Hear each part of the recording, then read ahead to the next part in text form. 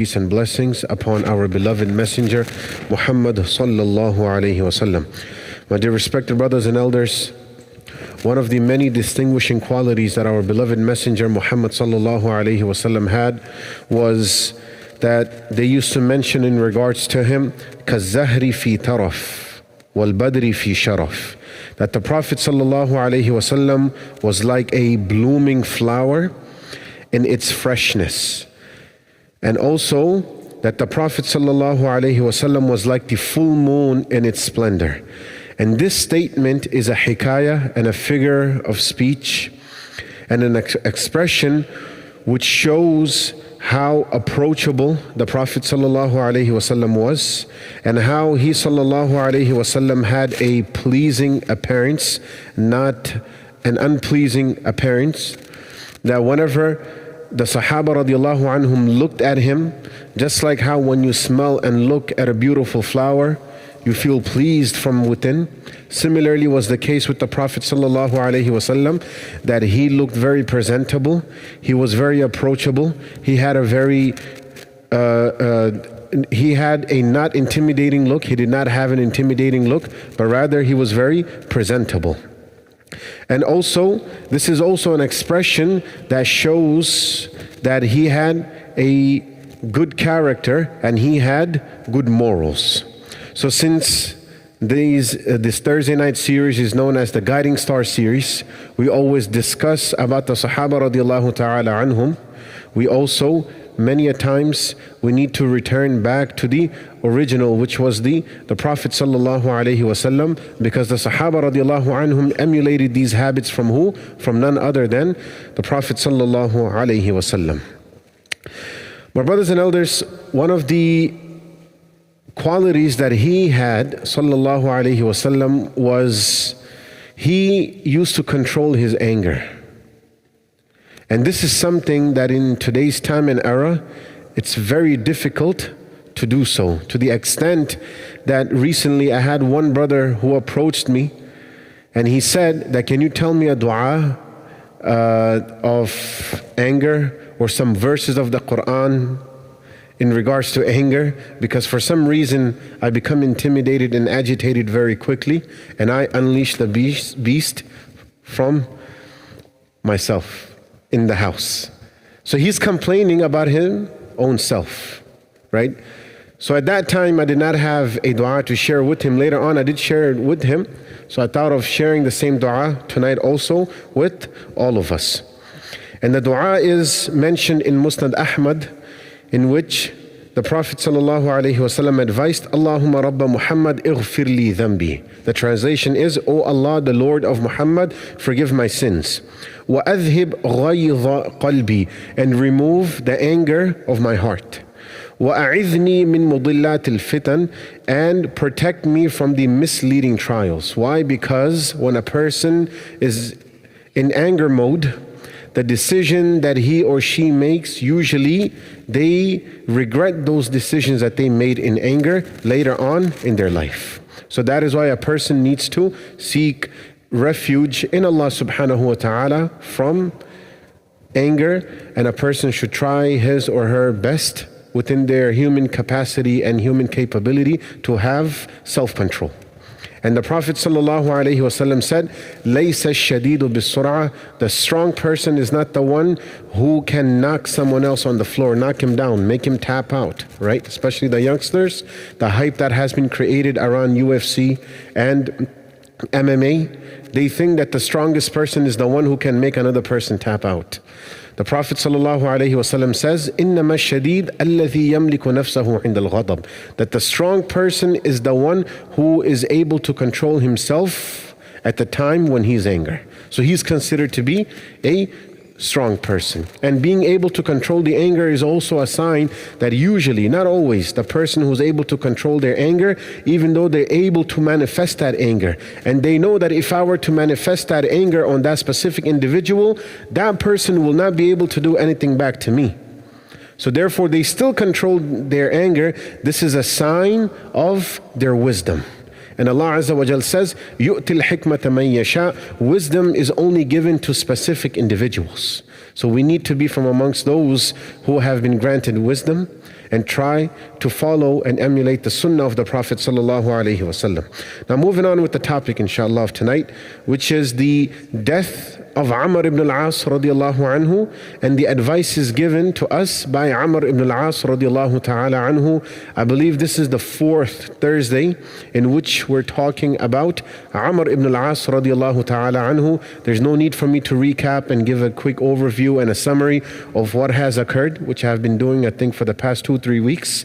We will move on inshallah and conclude with his life, and starting next Thursday we will start inshallah with the permission of Allah Azza wa Jal the life of another companion of the Prophet sallallahu alaihi wasallam.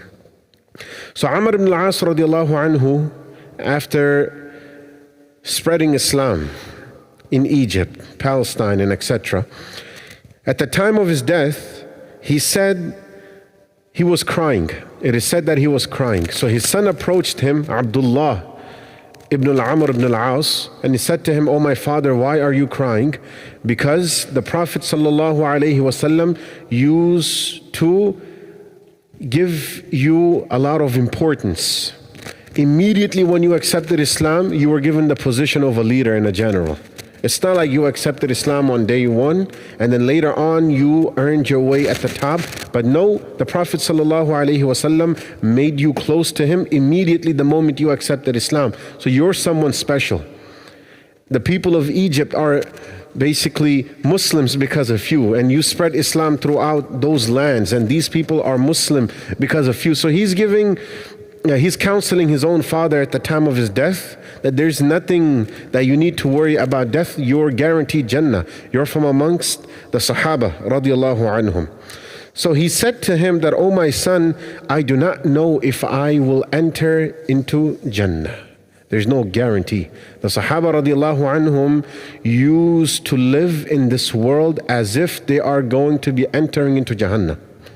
In other words, that they used to perform their actions in this world as if the actions that they are performing are not enough to enter them entry into Jannah, but they are trying their best to stay away from Jahannam.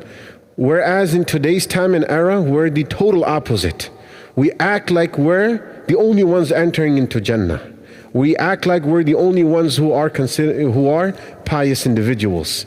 Allah mentions in the Quran, فَلَا تُزَكُّوا أَنفُسَكُمْ. Do not sanctify yourselves. Do not consider yourselves to be pure.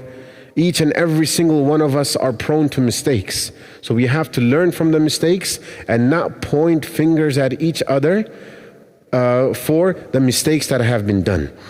So he radiallahu anhu said to his son that even though I had such a high caliber and status at the time of the Prophet sallallahu alaihi wasallam, I cannot say for sure that I will be granted entry into Jannah. And then he said the following statements to Allah. He said, Allahumma innaka amarta bil umur. Oh Allah, verily you had ordered for some matters, some do's. Wa nahayta an umur. And you also ordered some don'ts, some do's and some don'ts. وَتَرَكْنَا كَثِيرًا مِمَّا أَمَرْتَنَا. Oh Allah, I left out a lot of that which you ordered me to do. وَرَتَعْنَا فِي كَثِيرٍ مِمَّا نَهَيْتَنَا. And I indulged myself in a lot of that which you prevented us from.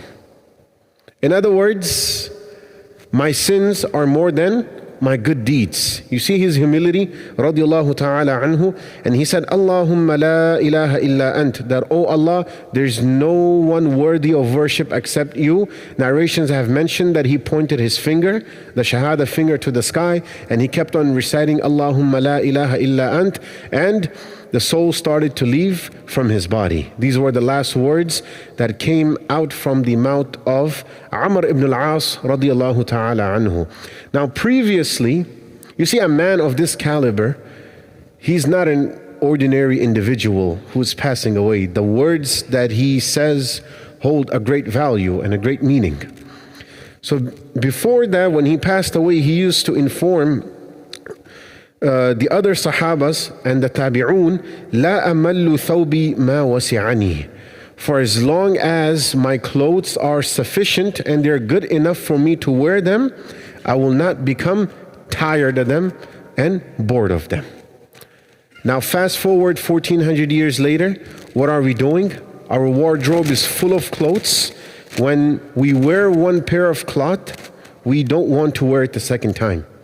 But he radiallahu anhu used to say that I, as a companion of the Prophet sallallahu alaihi wasallam, will not become bored and tired of the clothes that I wear for as long as that specific pair of cloth is proper for me to wear. ما وسعني ولا أمل دابتي ما حملتني.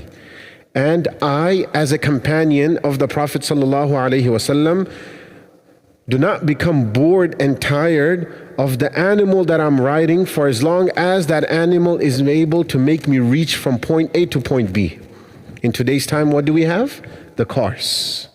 And we all know that the Prophet sallallahu alaihi wasallam said, "Al-iqtisadu fi an-nafaqati nisfu al-ma'isha." Moderation in spending. If a person becomes moderate when it comes to spending their wealth, half of their problems in life are alleviated. If a person actually audits themselves and they sit there and they start to count how much money came in and how much money went out of their bank account every single month or every single year, and then do a comparison between the expenses that were required and the expenses that were not required, you will see that on a yearly basis, thousands of dollars are going towards car payments, which we do not even need to do, right? Thousands of dollars are going towards, other expenses that we could have avoided, and then we still complain that I'm not doing financially well. Inflation is killing me, right? And I still complain.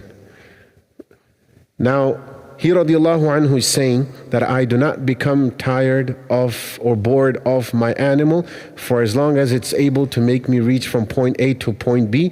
And then he answers the question. Now some of us are probably thinking, well, for me to lease cars or buy brand new cars, is it haram for me to do that?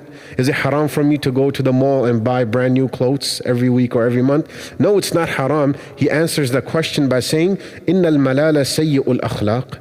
That verily having the quality of becoming fed up and bored of things very quickly. I do not like this car, I drove it for 6 months, let me sell it and buy another one. I do not like this jacket, I wore it for a week, let me go to the mall and buy another one. Right? Many of us have that mentality. So he says that having this mentality is not haram, but rather it's bad manners. He didn't use the word haram. He said, إِنَّ الْمَلَالَ سَيِّئُ الْأَخْلَاقِ. And he didn't say, إِنَّ الْمَلَالَ haram. He said, سَيِّئُ الْأَخْلَاقِ, that these are bad manners. Yes, it is permissible for a person to do that, to become bored of one car and buy another one. There's nothing wrong with that. Yes, it's possible for a person to become bored of a watch that he wore for a month and then he wants to go and buy another watch. It's perfectly fine. It's within the parameters of the deen of Allah subhanahu wa ta'ala, permissible for a person to do so. But is it smart for him to do that or not? Then a person is a judge of his own finances. So this was one of the advices of who? Amr ibn al-As radiyallahu ta'ala anhu. And he also says that لَيْسَ الْعَاقِلُ مَنْ يَعْرِفُ الْخَيْرَ مِنَ الشَّرِّ. A smart intellectual person is not the one who knows the good from the evil. This is kindergarten language. Everyone knows what's good, everyone knows what's bad. Everyone knows what's halal, everyone knows what's haram. And then he says, وَلَكِنْ هُوَ الَّذِي يَعْرِفُ خَيْرَ الشَّرَّيْنِ. But rather, a smart and intellectual person is the one who's able to differentiate between the better or the lesser of the two evils. There are two evils, and he is able to differentiate which evil will cause less damage, and then they make a decision according to that. Of course, he was a political person. He was into politics. He was a general. He was in the military under the command of Khalid ibn Walid and Umar ibn al-Khattab radiallahu ta'ala anhu.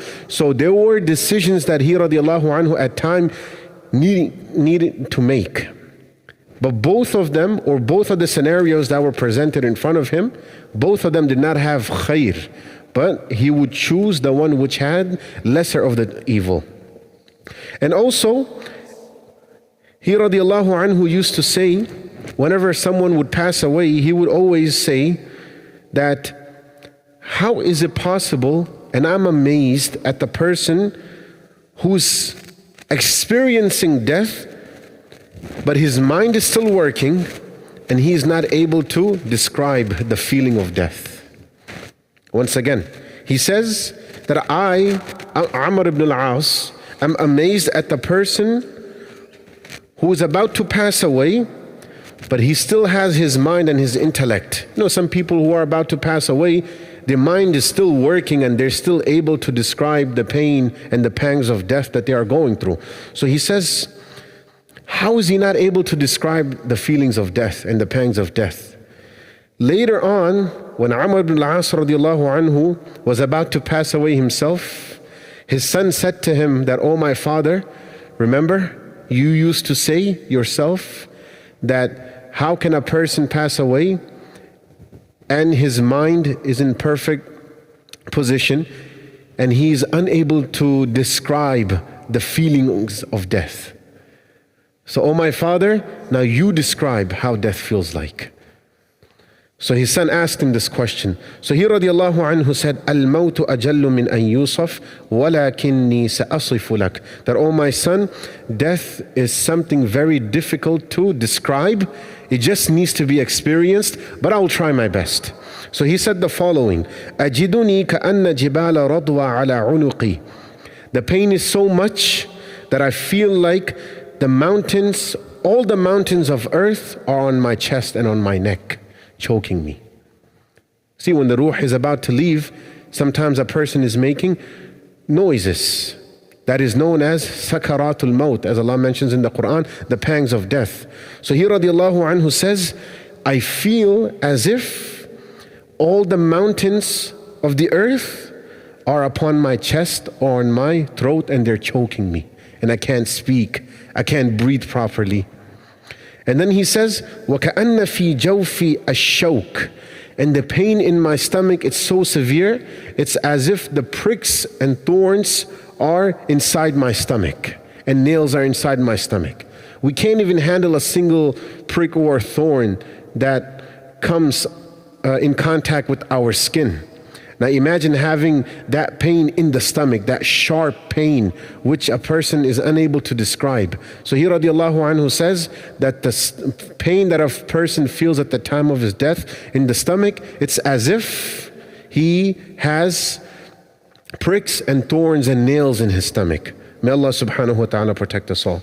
And then here radiallahu anhu says, وَأَجِدُنِي كَأَنَّ نَفْسِي يَخْرُجُ مِنْ إِبْرَةٍ. And he describes the extraction or the exiting of the soul from the body, and he says, it's as if my soul is trying to exit from the little hole that a needle has.